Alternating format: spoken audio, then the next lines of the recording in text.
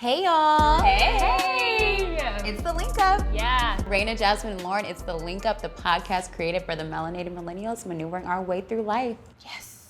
And we're back. We're in LA. Yes.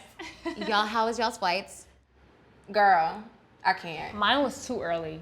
Like, seriously, I have to stop with the early flights. No, Every seriously. time I wake up for an early flight, I contemplate for about 30 minutes. Do I want to go? Do I need to still really wanna be go? Do I need to Yeah. be on this flight? It can be to the most beautiful place. I'm still, if my flight is early, before 9, I'm like, you know what? I don't even want to go. I'm not feeling Cancel it. my reservation. Like, it's ungodly. I feel you. Like, I fly all the time, and unfortunately, I hate flying now. There's no other way I can get to where I gotta go, so I'm gonna have to keep flying. Exactly. Maybe trains. But, oh, that takes too long. We're gonna put trains in the back burner. But seriously, while I was like doing the whole flight process this time, I was like, all right, I hate this, I hate this, I hate this. I'm about to tell y'all. Number 1 pet peeve when flying. You're in row 15. The plane lands. Everybody gets up. Yeah. Why? Why? Why? Where are y'all going? Where are you going? If you are listening or watching this, Don't be that person. Where are you if you going? are that person, we have one question. Where are you going? Where are you going? The door isn't even open. Where? So asked. Y'all, the So ass. pilot got on the intercom and was like, could you please have a seat? We are not opening the door. We are waiting on a gate agent. Sit down. That bad. Where y'all going? So that's number 1. Yeah. Pet peeve number 2. When there's like a woman or an elderly person trying to put up their bag or take down their bag, and there's just like a man or somebody just sitting right there looking at them. Looking. Yes. Struggling. Yeah. Help that Or person. trying to avoid eye contact because they don't want to Like, help. yeah. You know who sees you? God. God sees you. And God thinks that's Rude. ugly. Yeah. And he sees you. Absolutely. Hate it.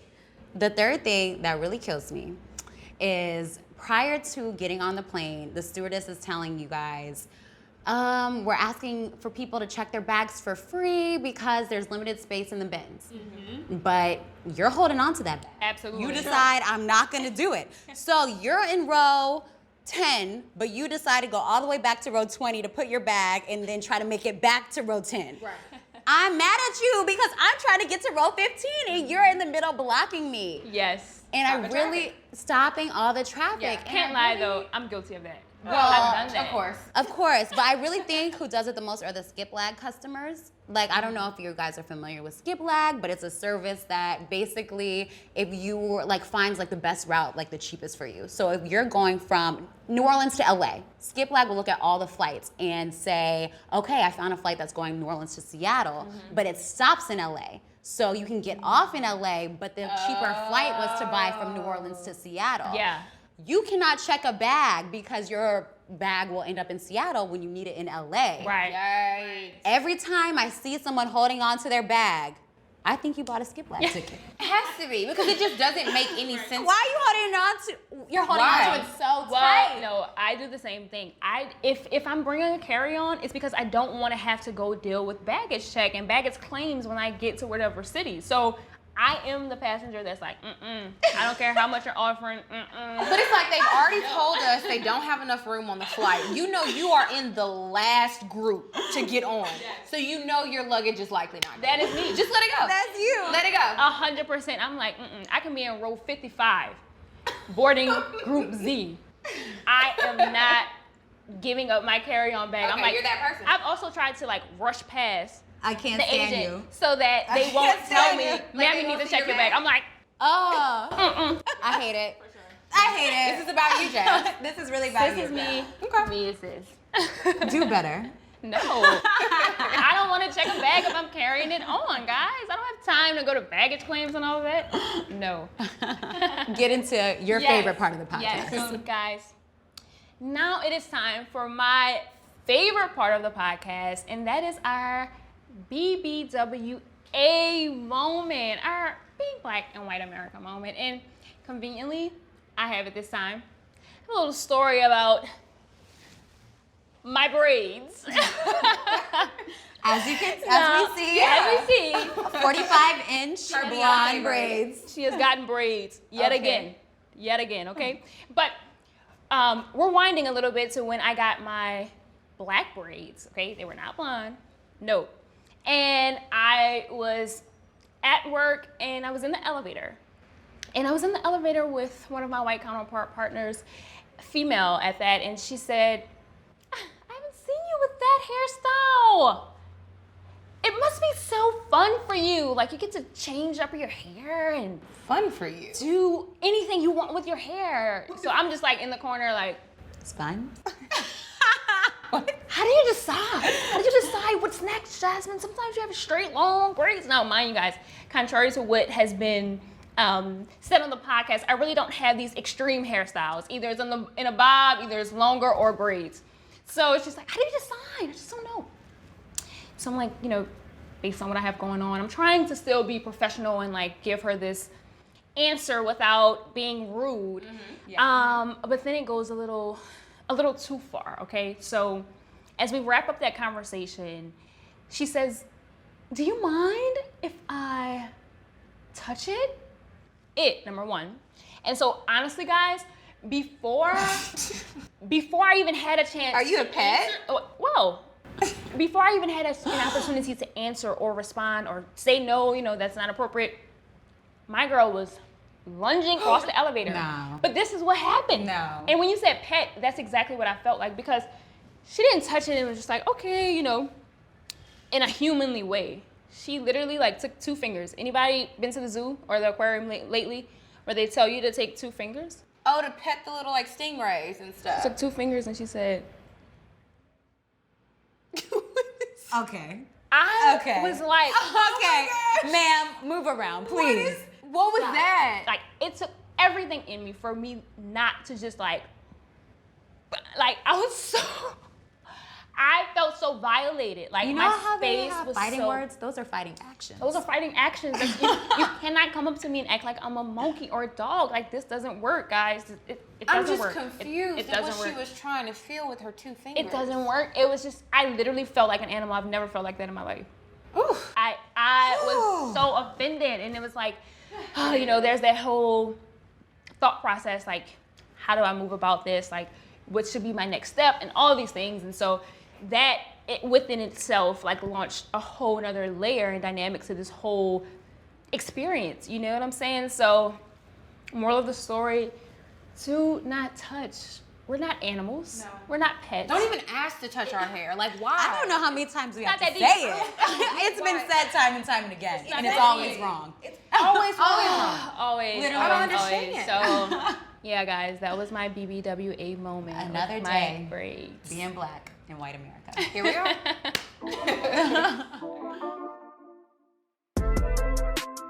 All right, guys, let's just get into the topic of the day. Yeah.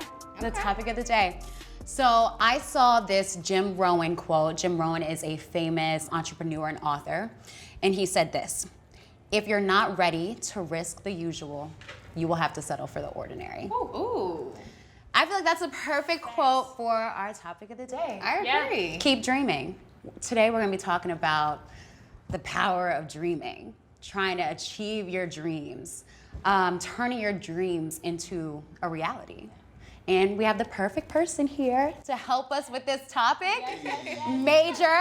Hey. Come on, Grammy nominated. True. Billboard top 5. True, don't make me cry. Okay, seen him on Fox TV drama hit series star. Yo, Come okay, on now. okay. It's like that. It's like that. Thank you for joining us. Yes, Thank you for having me. absolutely. Thank you so much. And so to get started, tell us a little bit about who you are. Who is Major? Well, firstly, thank y'all for having me. It's pretty amazing to see, you know, Black queens rising up in excellence, doing the dang thing.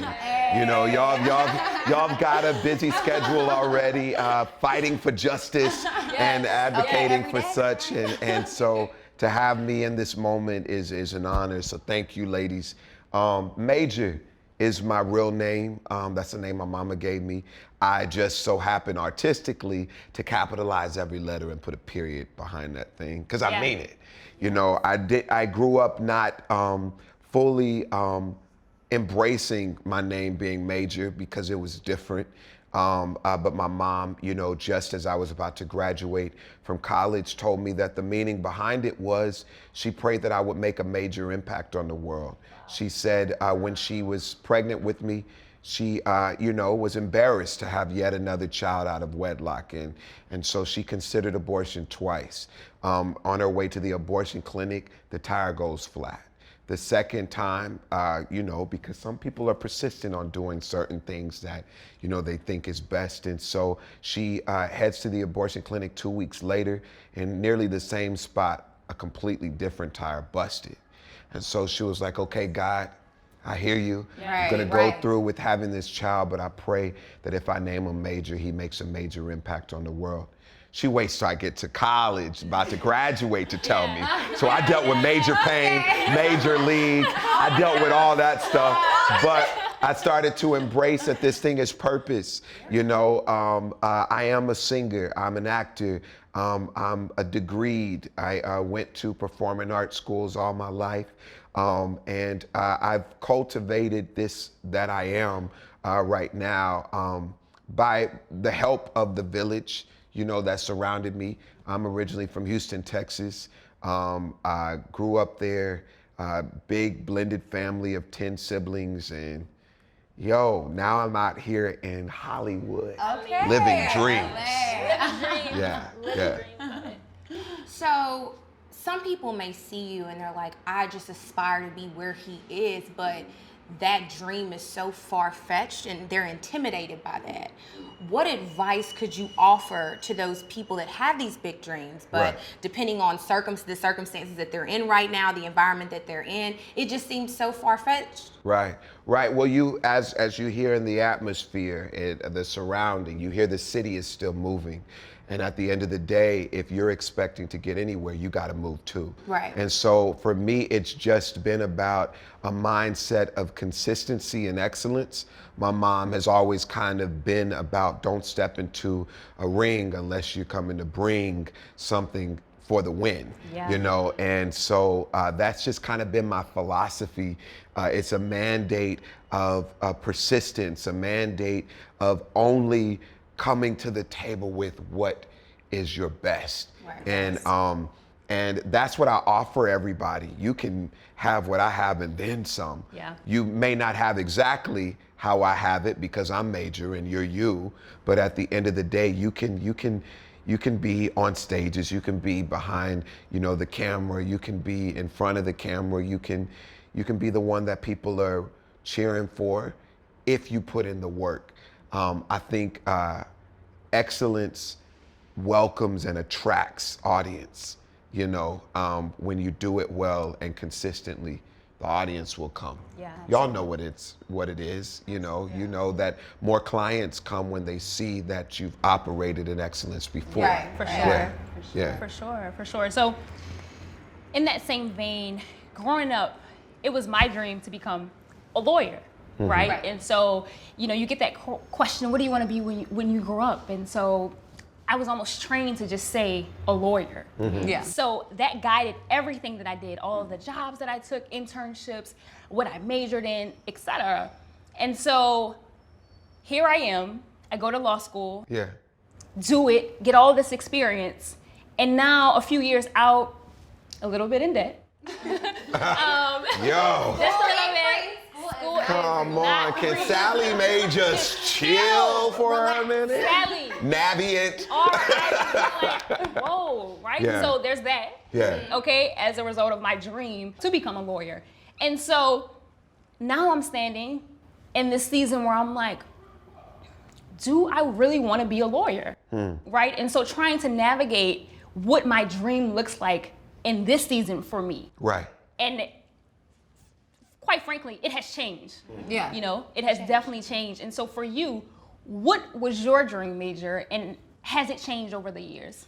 I told my mama at 3 that I wanted to be an international superstar. Imagine a 3-year-old putting those words together. International. International. Imagine a 3-year-old putting those words together. Love it. And a pastor. I I'm not a pastor, but some would say, as Yahoo Music called me, the hope dealer. Come I on. had to Come tat on it on now. on my arm, you All know, right, we hope see pumping that. in my Zoom in right vein. You know, I would say that the stage is kind of my pulpit, and with every song and every lyric, I'm here to testify, you know, about the goodness of life, the goodness of treasure. I saw this thing. I have a song called My Future. Okay. And it says, I see my future, and I don't think it's telling me wrong. You're in my future, so just you wait, 'cause I'm coming home.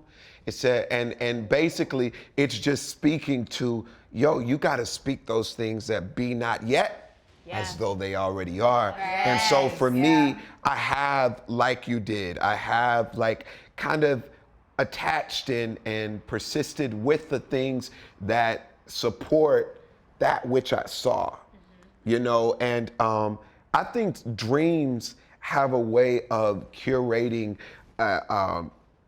a spirit of hope.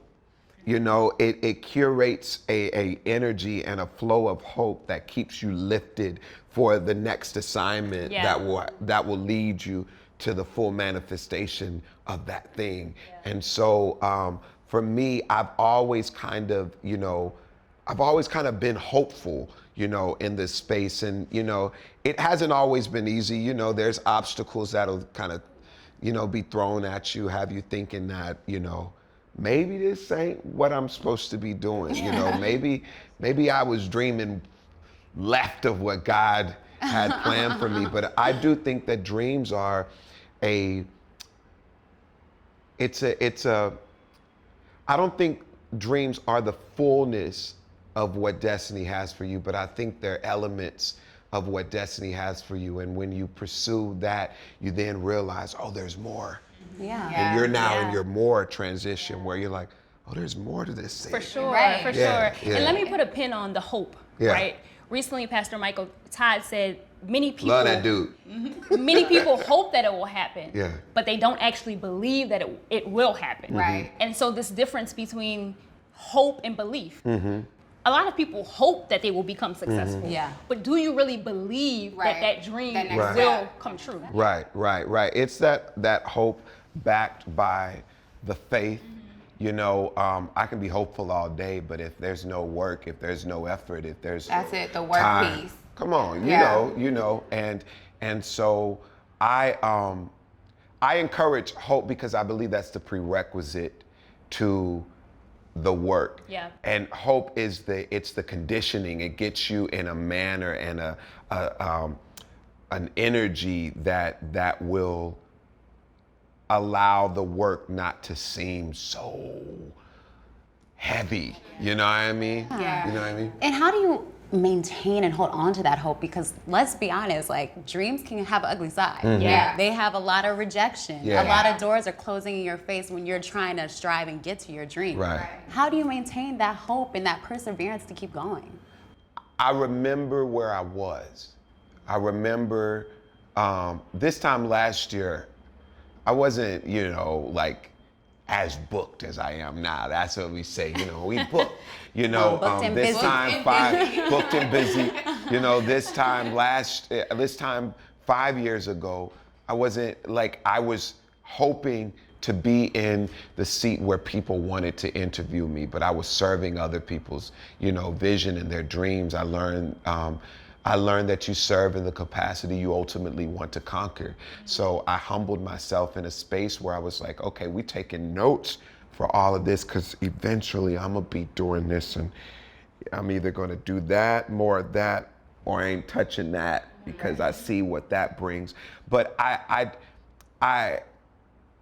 think seeing the progress that I've made and seeing that my last faith exploit proved to work, it keeps me in a space of, yo, if I just lock in on my faith, lock in on my focus, lock in on my diligence, yeah, I've all reason to be hopeful and expectant that it will be. You know, it's proven itself before, over and over again. My faith just does that. This God thing, this God center does that. Yes. Y'all know him. Y'all, you know, absolutely. you know what it is. Him, her, you know God. You know the force that Yes. is. Yeah, and speaking on that and being able to hold on to your faith and maintain peace in a lot of chaos. Because I think that's something that a lot of people struggle with. I know I struggle with it. And if you could offer people some advice on how you have been able to maintain your peace, you're a very positive person. How have you been able to do that through all the obstacles that you've endured? Daily devotionals every morning.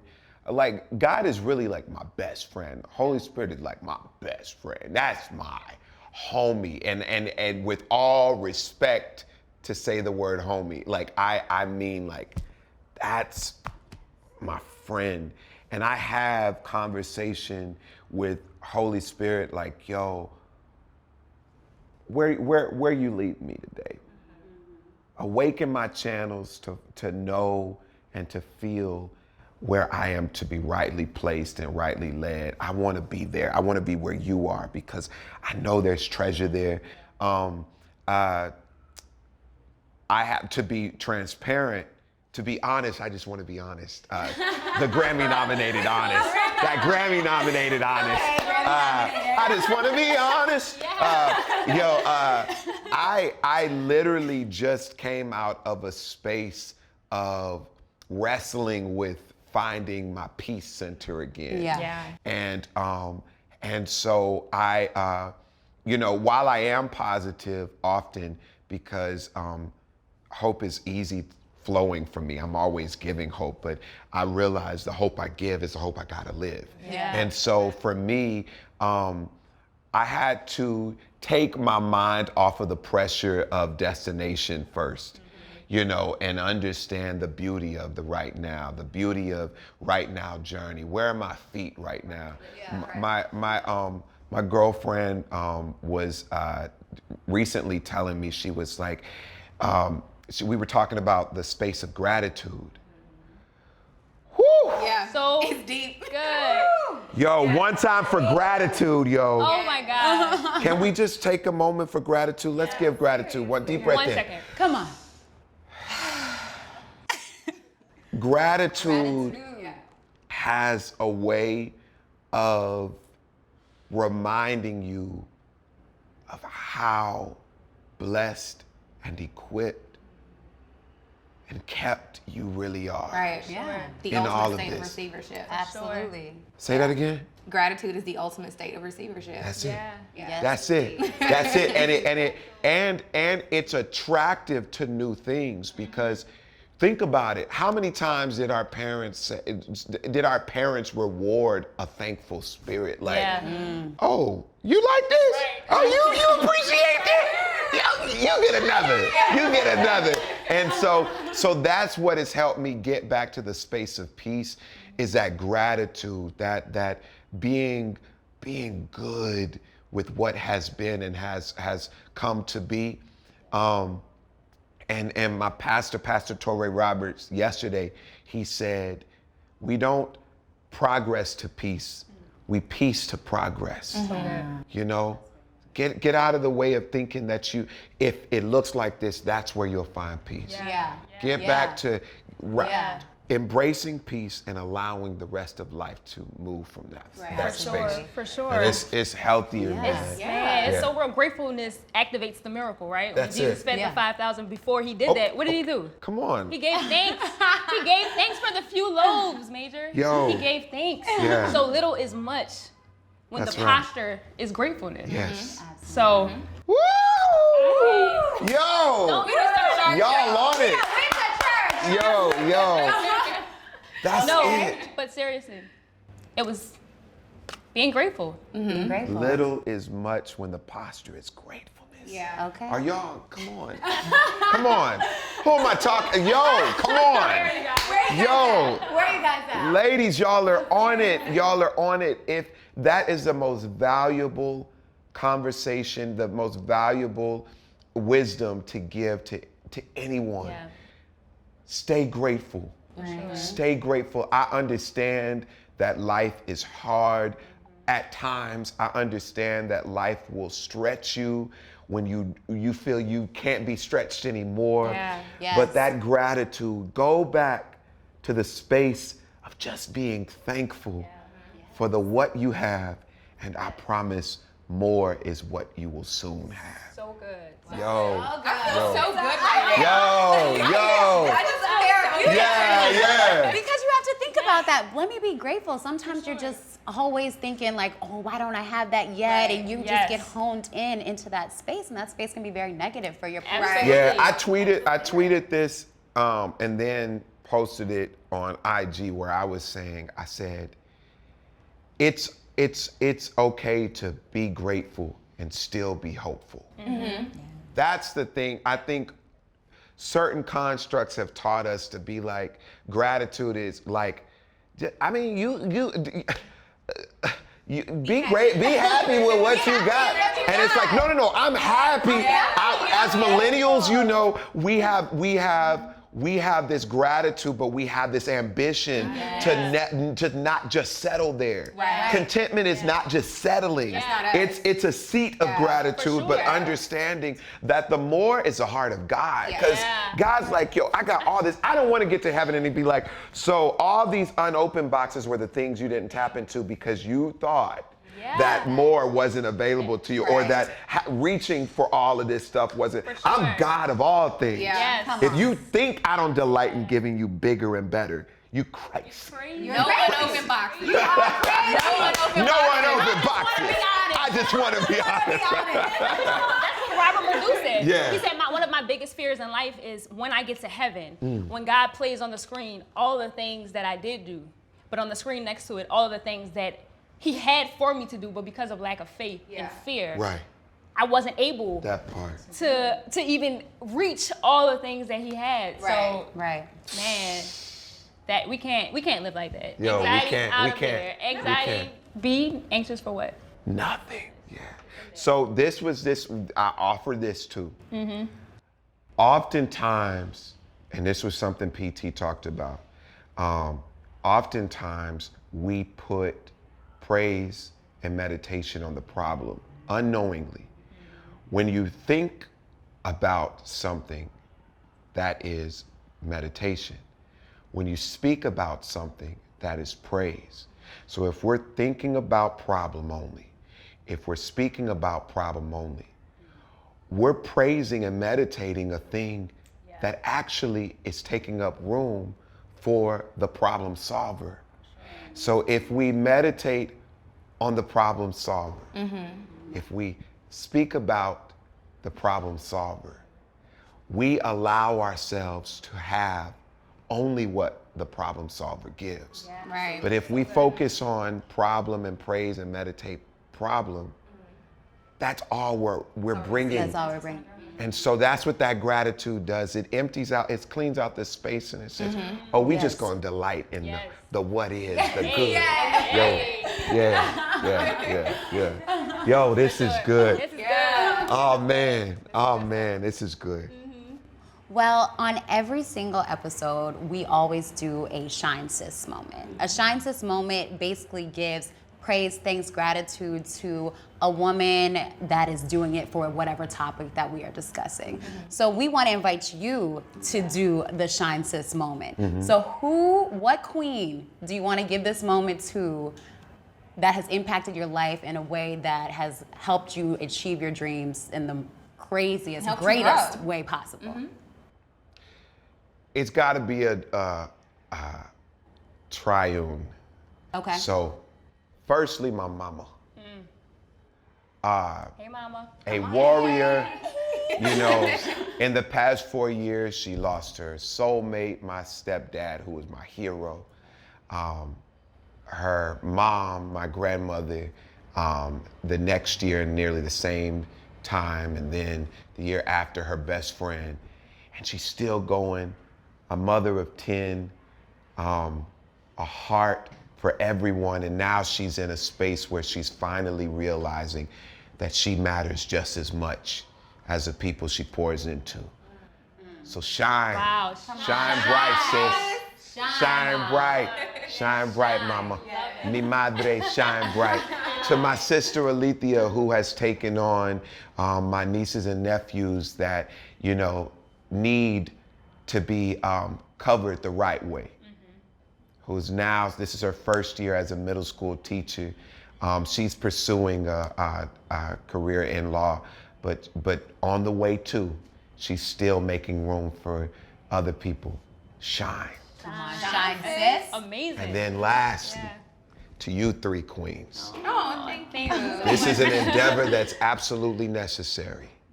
All the time, all the blood, the sweat, the tears, and the fears. It was all worth it. Shine your light and shine bright, sis. Shine bright. Thank you so much. Thank you. So, Major, you've been phenomenal. Thank you. Thank you so much, and I can't wait. I know our listeners are gonna love this. So in these last 20 seconds, what would you say to someone that's struggling with keeping, you know, their dreams alive? Is there anything that you would like to close with?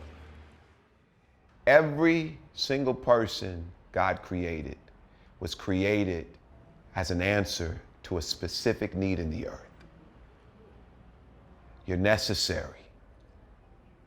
You're necessary. Stay in this thing. Breathe.